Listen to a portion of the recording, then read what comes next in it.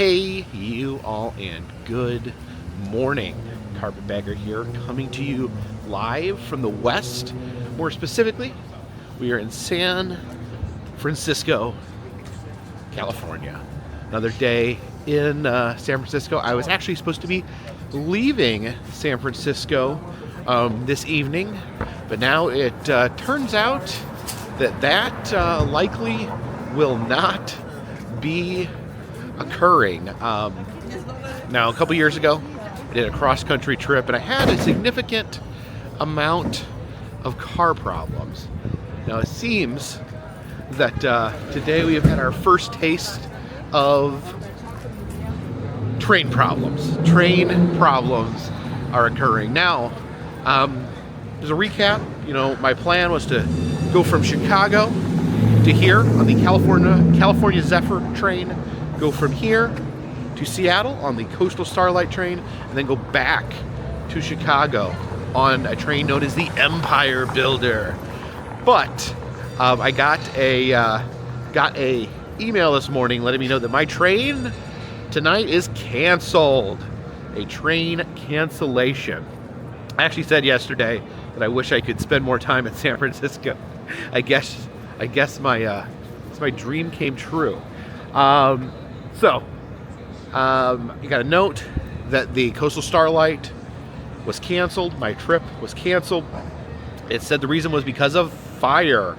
And I do not know if this is connected to the wildfires in Los Angeles. I'm actually headed north. I'm not headed south. I'm headed north to Seattle, not down to Los Angeles. So, streetcar. So it could be connected. There could be a train stuck because of the fire. It said that there was fire on a non-Amtrak owned structure. So that could mean a lot of things. It could be an unrelated fire. It could be a train station, a fire at a train station. Whatever it is, I am not leaving today. I did scramble this morning, got everything rearranged, got an extra night in my hotel room. I got I scheduled a train for the same time tomorrow. So the new time is tomorrow evening that we should be leaving San Francisco. And then, but I'm a little worried. I'll admit, I'm a little worried. Everything seems to be in place now. But they actually announced the Empire Builder, the train that I'm going to be taking from Seattle to Chicago. On the 20th, they announced that embarkment, that trip of the Empire Builder was canceled due to low temperatures, due to weather. I didn't know trains could be canceled because of weather, but apparently that is something that happens. So that Empire Builder trip was canceled because of low temperatures, bad weather. Mine is supposed to embark 2 days after that. So, yeah, I'm concerned that because the weather is still supposed to be bad. It's still supposed to be super cold, and it is really, really cold. I checked the temperatures along the way. There is some very, very low sub-zero temperatures occurring. I think it's actually happening all over the country right now. So I don't know. I cannot say if I'm going to make it back to Chicago. We'll see how it plays out. I don't have I have to be back. I have to be back by February. I have my surgery rescheduled for February once my health insurance is restored. But we may find ourselves caught out here on the West Coast. We'll just have to see what happens. So fingers crossed that everything else will go according to plan here on this trip. Right now, got an extra day in San Francisco, so we're gonna find something fun to do. Please follow me. So I think I figured out a plan for today. We just need to go find us some public transit. Now I am a bit perplexed about this. It's a Route 66 shop. And for those of you who may not be aware, San Francisco definitely not on Route 66. Not even close. Now the pressed penny machine out front, it has these famous Route 66 stops on it, but the pressed pennies inside are all just San Francisco pennies, so they don't have any Route 66 pennies. Now they do have a pretty cool motorcycle here. Love to ride that, sit in that sidecar right across the country. And over here we have Homer Simpson flying above everybody. And there is a map of Route 66 on the back wall here. So yeah, if you look at that map, you can see it does not go to San Francisco. But really, it's all good. It's just the store itself, just a homage to Route 66, not necessarily a part of Route 66. And most of the items here are not Route 66 themed items. Most of them are San Francisco themed items. I don't know if this mannequin is the best way to display a apron. And how are you doing today, Waymo? And here's our bus stop, and I think that's our bus right over there.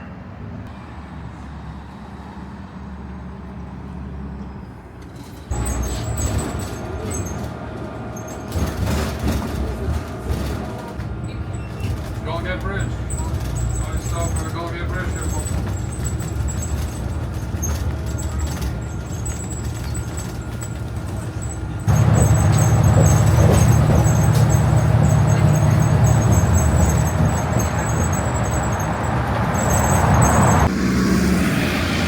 All right, our bus has dropped us off here at Golden Gate Park. So I guess I just wander off into the woods here.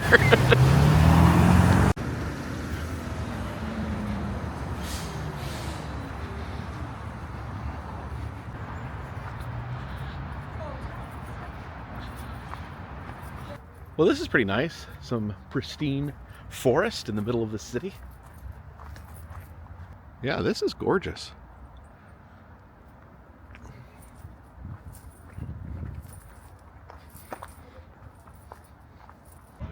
We enter into the gardens here.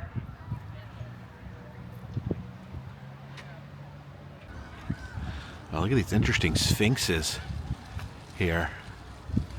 And look at this. This is like a piece of pottery or a planter here. It's crawling with mythical creatures. You can see little cherubs skittering. Oh no, this one's pulling on this beetle's antennas. And this one is hugging a moth. This one's pulling on the tail of a rat. This is slightly insane. And looks like up there is Pan, the goat god. There's a statue dedicated to California winemakers. Guess the guy here, he's making wine naked. And uh-oh, this child here looks to be drinking some of the wine drizzling out of the bucket. And as we continue on here, you see all these trees. Looks like they're doing some work on the trees, trimming the trees a little bit. Not sure what type of trees these are, but very striking here in the gardens. Looks like there's a big clamshell over there for concerts. It says "Lift Every Voice" at the top. Now this is the museum we were seeking out, the California Academy of Sciences. Now one interesting thing I'm noticing here is there is grass on the roof. You can see there's actually two grassy hills up on top of the roof of the building. Out in front here we have a statue of Robert Emmet. He was an Irish patriot who was executed in Dublin. Well, buddy, sorry you got executed. Now looking at the sign here, the California Academy of Sciences is several different institutes. We got the Kimball Natural History Museum, a big fan of natural history museums. There's also a planetarium and an aquarium inside. Okay, it's always a good sign when you step in and the first thing you see is a big Tyrannosaurus skeleton. Okay, we got some fish over here in a tube, and this big bubble right here apparently is a kind of like a biodome. There's a rainforest inside of there. Okay, it looks like we can enter the Rainforest Dome over here. Okay. Yeah, you can see people walking in there. There's different levels. That's really cool. We walk alongside the rocky coast of California. All right, here we go, into the dome. Very warm in here. You can see some butterflies flittering through the air. There's a little cave in here. Is there any bats in this cave? Oh my gosh. I don't see any bats, but I see these giant centipede monsters. Oh, there's the bats. These aren't real bats, by the way. Oh, there's a giant millipede eating a salad. There's different animals in here. Oh, look at that big frog. Hey, froggy. There's a big snake in there. Guess you got frogs and snakes living together in harmony. You would think that frogs would be scared of snakes, but these two seem pretty cool with each other. Got some macaws there. Oh, they're kissing. They love each other. All right, calm down, guys. So this ramp like winds up into the canopy of the rainforest. These branches here actually covered in giant spiders, strand their webs up. As we look down from the top, you can see the big fish swimming there in the water. And look at under the fish, there's like a tunnel full of people. Maybe we'll get to head under the rainforest at some point. Yeah, you can see stray butterflies. Whoa! Oh yeah, a lot of butterflies up here. Oh, yeah, the skies are full of fluttering here. Look at all these butterflies.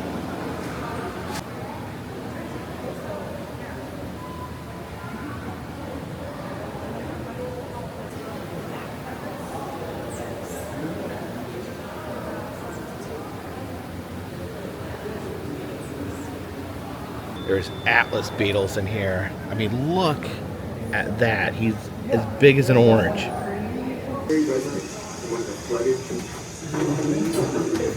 Oh, look, we've taken the elevator all the way down into the river. Oh, look at that pacu. So we took the elevator from the canopy to the bottom of the rainforest. Look at these four-eyed fish here. Hey, Four Eyes, what's it like being able to see both above and below the water?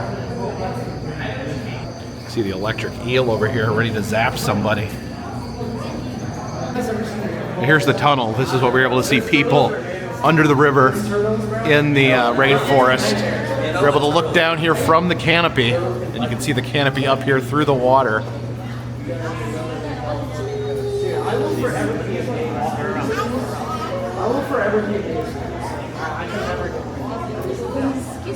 Oh, and we have pennies for frogs. The money towards these pressed pennies actually goes towards helping frogs. So I think we will get ourselves a California Academy of Sciences pressed penny. Oh wow, and this is cool here. This actually gives pennies. It gives change in pennies.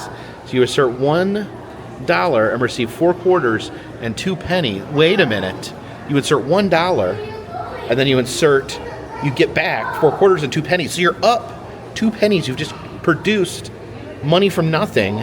Oh my gosh, you could launder all your money through this machine and eventually become a millionaire just by putting $1, getting 2 cents back. Or if you put $5, you get 20 quarters and then 10 pennies. So yeah, this is a money-making scheme right here. I'm not going to scheme it though, because after all, the money is for frogs. I'm just going to put a $5 in, I think, and take the quarters and pennies for that.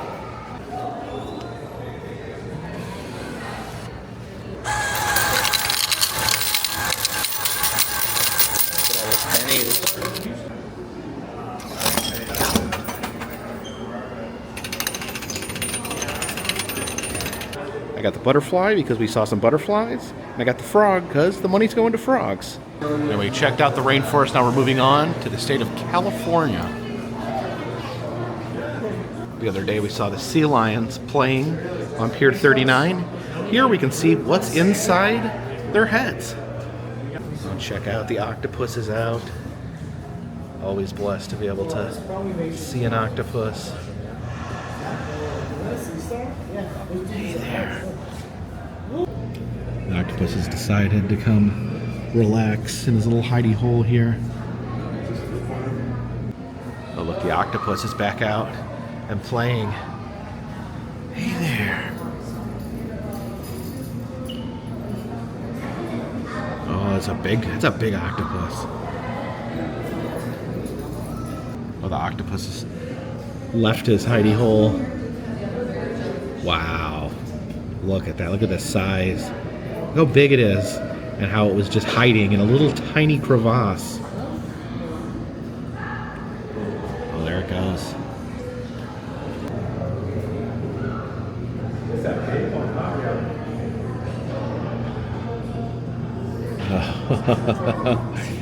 Look at that.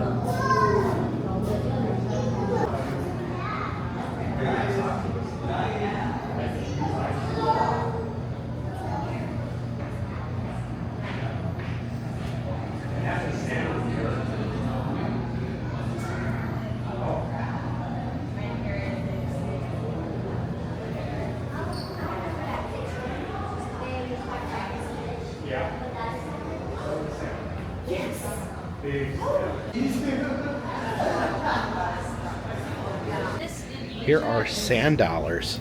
Now I've seen plenty of sand dollars in their shell form, but I never really actually gave much thought to what they looked like when they're alive. They basically just look the same, but fuzzy. There is the California sea cucumber. What a interesting looking creature. And it says here that when they are attacked, to distract their attacker, they eject their internal organs as a distraction, and then they apparently just regrow them later. Can you imagine? I mean, if someone attacked me and I just took my internal organs and threw them out of my body, yeah, that would be very distracting. And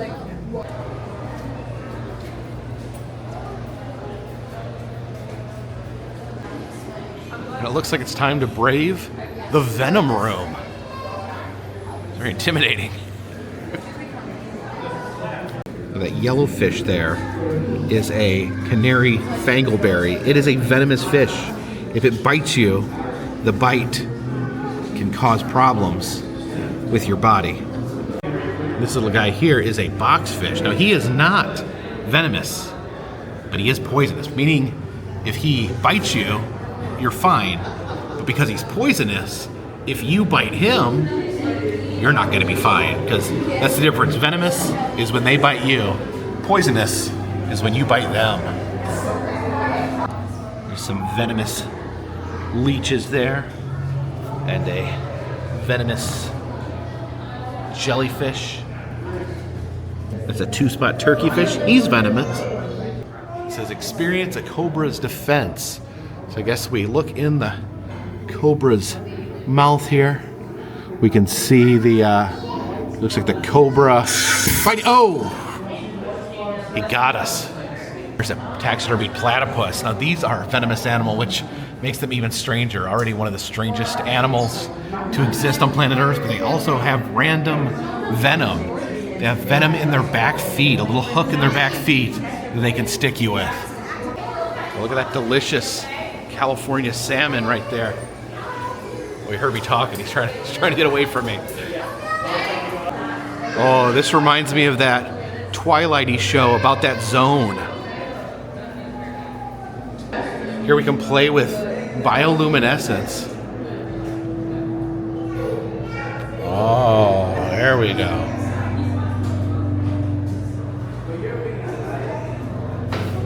I wish I could live under the sea.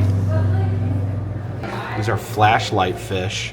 They actually have little glowing lights by their eyes so that they can see in the dark water. See this deep sea diver exploring the Twilight Zone. He's got his underwater flashlight. And he's got his little missile that carries him around under the sea. This is a Philippine coral reef here. Oh, I feel like I'm back home in the south. Here's some alligator gar hanging out in this sluggish river. Oh, there's a rattlesnake and a copperhead. All the fun stuff we have to worry about stepping on back home in the mountains. Oh, look at this. Beautiful, beautiful white alligator. Peeking its head out. There's some big old alligator snapping turtles down here. They're not alligators, they're turtles. But I guess they call them alligator turtles because they hang out with alligators. In the hallway here, there's some treasures from the vault from the original Steinhardt Aquarium here in San Francisco. I guess now it's been incorporated into the California Museum of Sciences. But here's some artifacts. Apparently these tiles were from the original aquarium. These decorative seahorses here. There's a fountain with a walrus head on it. And a two-headed snake there in a jar. I took the elevator up to the main floor. And I think this is okay. Yeah, that's the alligator we just saw. I'll look down, that albino alligator. And then his friend, the alligator snapping turtle, resting next to him. We saw pennies for frogs. Here's pennies for penguins. So, yeah, let's grab a few more pennies here. Quarter penny.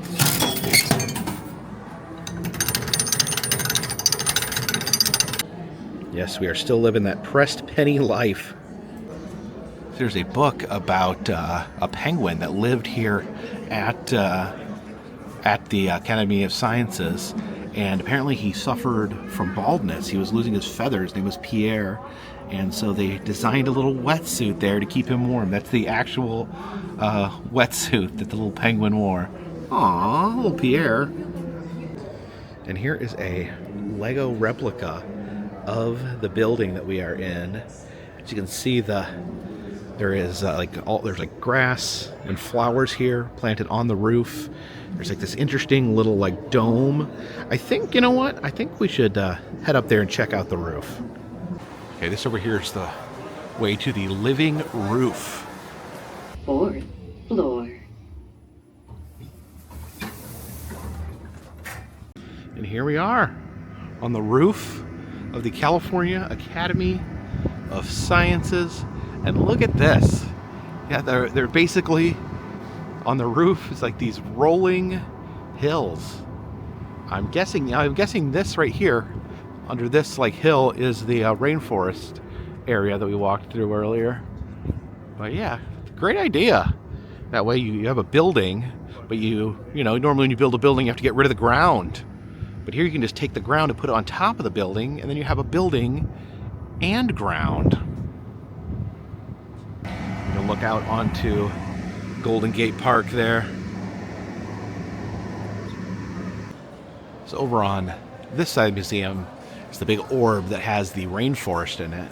And over on this side, this big orb is the planetarium. As we walk over this pathway to the planetarium, you can see different animals down here. See the rays swimming in the lagoon.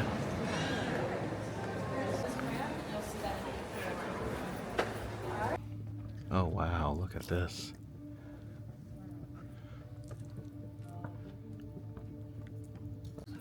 What's the best seat to sit at in a planetarium? I'm not up on my planetarium etiquette. Okay, just got out of the planetarium show. There was no filming allowed in the planetarium. Really good show, really visually spectacular, although the show itself was so it was like all about like collapsing stars, dying stars, the sort of thing that like gets me like weirdly stressed out and depressed. Just the thought of, you know, feeling so small in a galaxy that is coming apart at the seams. But yeah, it was a lot of fun watching the stars explode. Just the implications of mortality and reality were a little tough to swallow. On the third floor here, we can take a peek into the rainforest. And yeah, you can see how the roof is shaped. You can see the different hills and valleys within the roof. This is an orca skeleton. They look a lot different with their bones and muscles off. And over here, something I find really interesting. You know, most living animals in the animal kingdom and relatives of humans all have like very similar skeletons. Like we have kind of the same bones. They're like different shapes. Like the fingers are bigger on this. The head is bigger. Other parts may be smaller. But a lot of them have like the same corresponding pieces, the skeleton pieces. And you can see here, these two little floating bones right there are the orca's hip bones. Because, you know, orcas don't need hips.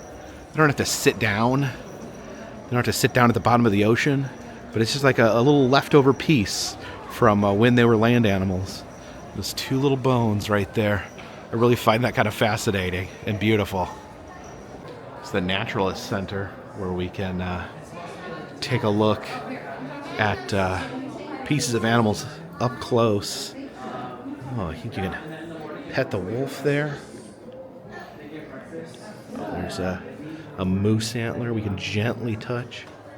Got all the different educational tools in here, the different insects, different pieces of animals.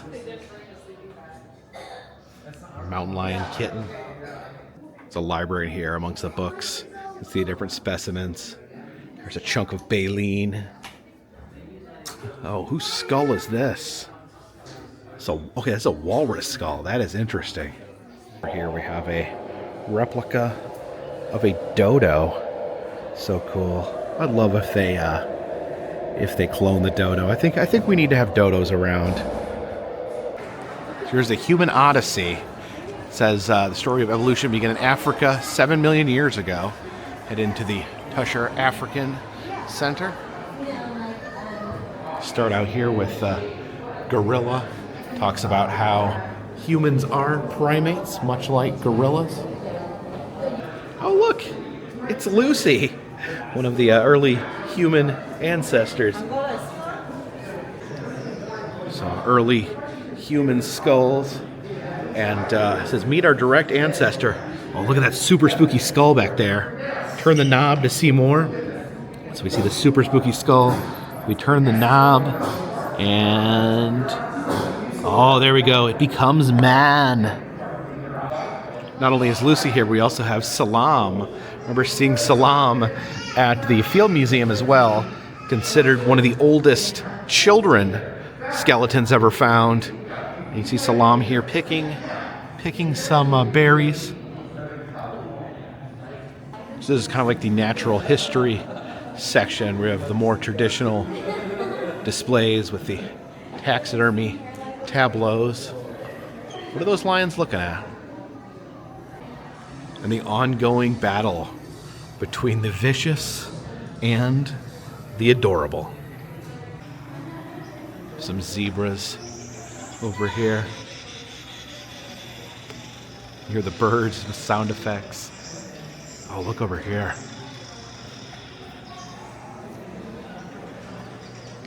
How long his neck is as he reaches for food. Oh, watch out. We got a predator in the tree.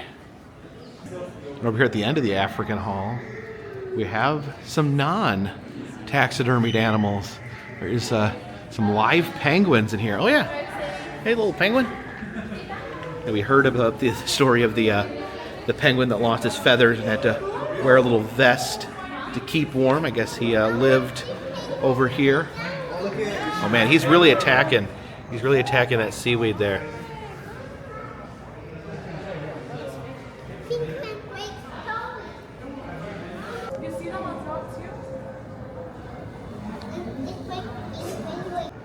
Some giraffes out here as well, reaching up and grabbing some fruit off that concrete wall. Oh, check out this ominous tiger here. Over here we have the California section. It's that giant whale skeleton. Yeah, a lot of whale stuff. Look at that. Look at those whale bones. Here's the city critters. You got raccoons. Oh, you got coyotes. You got to watch out for them over at Alamo Park. And the most dangerous city critter of them all, cat. Okay, this shows you how raccoons get into things. It says, fold in your thumbs and see if you can open the box like a raccoon. Raccoons don't have opposable thumbs. So let's see if we can use our raccoon hands to open the box. Well, that was easy. That is a big old rabbit. You don't mess with a rabbit that big. Chaos reigns. This San Francisco shakes, some sort of earthquake exhibit. All right, into the earthquake chamber. All right, we have like a simulated San Francisco home in here. Uh-oh, these fish are gonna get shaken. Okay, this is the Loma Prieta earthquake. Better check on those fish. All right. Oh, okay. Oh. You just felt a sense of what people experienced during the Loma Prieta earthquake. On April 18th at 5:12 a.m., the city began to wake as the shaking here we go.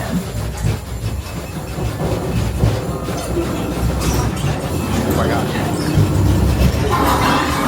Oh, there's a big one here. You see the plates, silverware jingling in the cabinet. Oh my gosh. I'm worried about that fish. Are those fish doing okay? The shaking lasted 90 seconds. This shows a part of a home of the indigenous people from the area, and they actually built their huts to be earthquake-proof. They actually could move with the earthquake and not break apart because, they knew there was going to be earthquakes. This is Monarch, the California grizzly bear. They have him in a low-light environment to protect him, but he's one of the last grizzlies to live wild in California. He was captured and actually put in a zoo. See there, it said he was caught outside of Los Angeles, and they're now extinct in the wild. So he was one of the last California grizzlies to ever live. So this is called the Hidden Wonders section, where they have some items from inside the collections here. So yeah, this institute has been around for quite some time, and you have a very large collection. So here are some of the items that don't necessarily fit into other exhibits. You see the pelican and the pelican skeleton there. See the Galapagos turtle there. That is a giant sea bass skull. It is absolutely enormous. A little robot down here used to swim around and collect things from the sea. Saber-toothed cat skeleton. There's the wing of a California condor. See, it's tagged 99. I remember back when I was a kid, the California condor was so close to being extinct. I think it was effectively extinct. It was basically considered extinct. It's one of the biggest comeback stories in nature. They were actually able to revitalize the species. See the shark's jaw there. And then here are weapons made of shark's teeth. Yikes.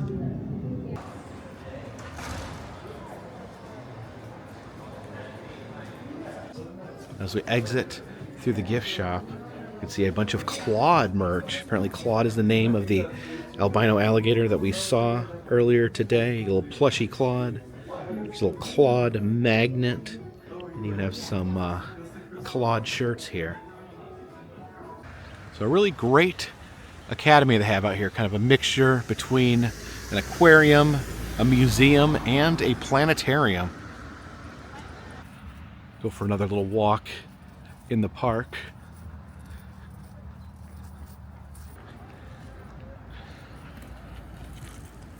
A lot of people biking and jogging on this road here.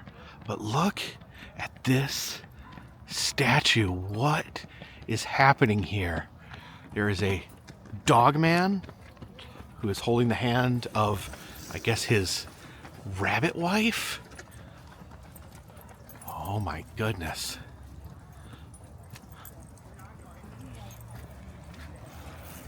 Well, look at this. There's more. Now the dog man and the rabbit lady are now riding on a inflatable flamingo. Interesting. I don't know. The dog man has his shirt off.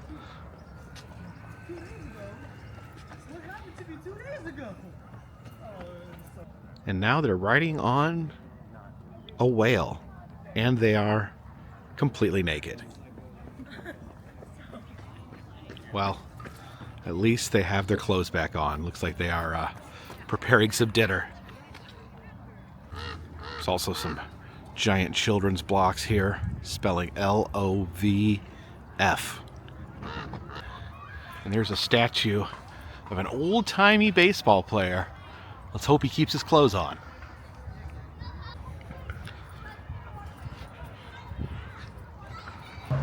We're now entering the high five zone. All right. Make eye contact. Flatten your hand. Aim for the elbow. High five now. We are now entering the Haight-Ashbury neighborhood. It is said that this is the neighborhood where the counterculture movement of the 1960s was started. So yes, the neighborhood where hippies were invented.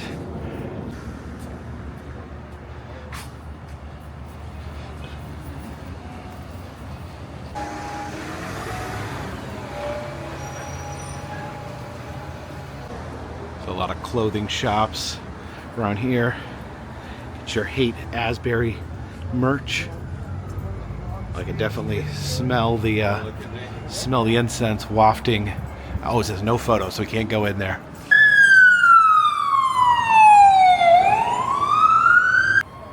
This is Kimono Dave's. Very fashionable items there. Oh, look at that, like, panther mask. That looks pretty cool. A wasteland here. Some very interesting architecture.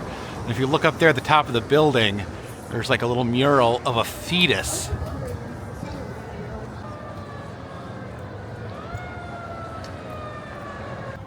This place promises photos, photos, photos. So look at this. Here we have Photo Matica. We have these vintage photo booths here. See on the wall, there's different pieces of the photo booth, different signage from different photo booths. So this is a retro style. This is put out in 2024 based on the old models. And here, this is a vintage 1960s era photo booth. I guess we can take a peek inside. Oh yeah, look at that. And these are operating. They are set up with credit card machines. And this is a 1950s era photo booth. It's the adjustable seat there. You look into the camera. Now the modern photo booths just use a digital camera and they print them out immediately. These actually have a full photo lab inside of them, so it actually takes a while to process. Yeah, it says it takes 5 minutes for your photo to process. Oh, someone else has just came through there. And since we are in Haight-Ashbury, let's go ahead and use the 1960s era machines. You come up here, you check your appearance in the mirror, making sure you're good for your photo. You got your adjustable seat. It goes up that way, down that way. Probably put it up a little bit. Let me close this curtain because no one needs to know what's going on in here. Okay, so yeah, you put your eye level right there, and it is $7.50 for a photo. Go ahead and swipe my credit card and we'll get a photo.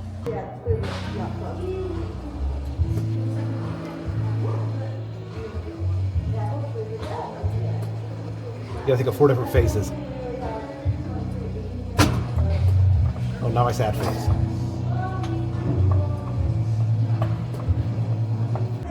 Okay, then we just gotta wait 5 minutes for it to dispense our photos. They're being developed in there as we speak. Oh, there I am.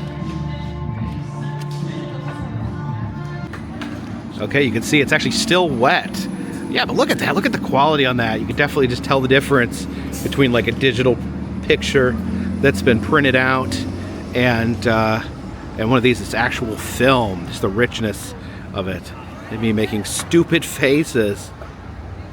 That's I missed my train. My train got canceled. Oh, so this is another photo booth here. Hamu Studios photo booth. So I don't know, are photo booths just like a Haight-Ashbury thing?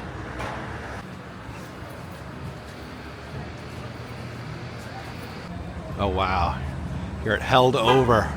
Look at the sweet vintage 60s clothes they have here. That's pretty amazing. You know where the writer and singer of that song was?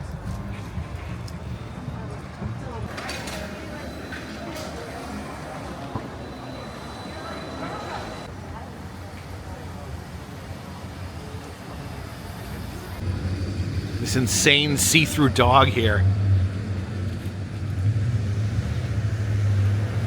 Out down there is the actual intersection of Haight-Ashbury, and over here in this residential area there's this pink Victorian house, and this is actually where Janis Joplin resided in the 1960s. Because after all, freedom's just another word for nothing left to lose. So just about a block away from Janis Joplin's house is the Grateful Dead house. The Grateful Dead lived in this home in the 1960s, just a block away. So Janis Joplin could come down here and say, "Hey, Jerry Garcia, can I borrow some sugar?" And he'd say, "I'm all out of sugar, but I got something else you might like." It's a coffee shop called Wakeup, because in the morning you wake up, but you also drink coffee out of a cup to help you wake up. Therefore, instead of wake up, it's wake up, like a cup of coffee. The Piedmont boutique here. Some very, more flashy clothes there in the window, but up above is these iconic legs that hang out onto Haight Street.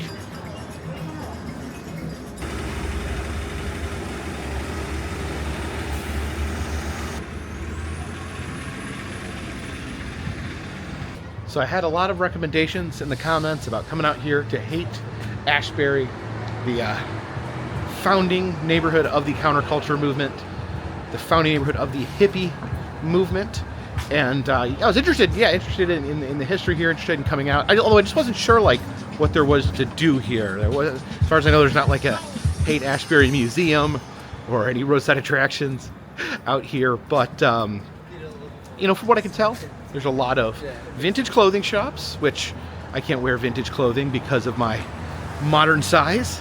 There's a lot of like high fashion clothing shops as well, which obviously I can't wear. but very interesting, unique vibe down here. I'm definitely glad I came down here. Well, now I gotta find a bus and head up back to the hotel up towards Fisherman's Wharf tomorrow. Now, if everything goes according to plan, tomorrow we should be boarding a train tomorrow evening, the Coastal Starlight. Again, it was canceled today, canceled because of some mysterious fire. I looked in the news, couldn't figure out anything concrete other than the statement that it was a fire on a non-Amtrak structure, whatever that could mean. Caused the train to not run today, but I got it booked again tomorrow. I'm supposed to leave to Seattle, again taking the Coastal Starlight train. So if everything goes according to plan, hopefully we will make our way up in that direction.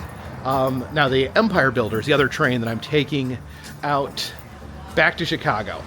They have canceled several of those trips of the Empire Builder because of the weather, whether it be snow, whether it be freezing weather. They have canceled several of those. As far as I know, I have double checked, and as far as is scheduled right now, my train is planned to still be on track. So I lost the day in Seattle that I won't get to spend in Seattle, but I was able to spend an additional day here in San Francisco. So it all comes out in the wash. Still be spending a few days in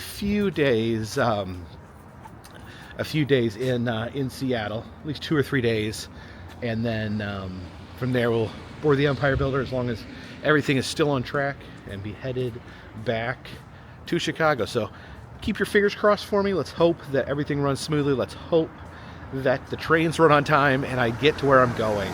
Although, if I do not, it is simply part of the adventure.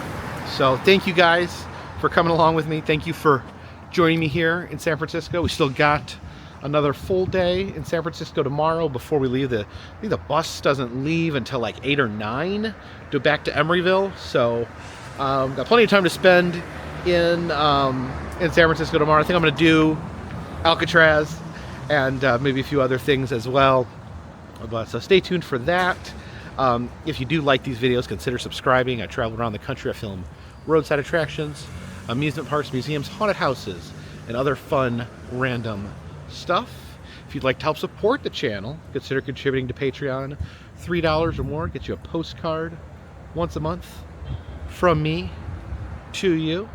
Also selling in the Etsy shop, we got pressed pennies, enamel pins.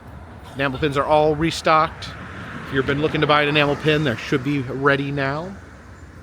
Also have the Carpetbagger Motel key fobs there, and still doing personalized messages on Cameo.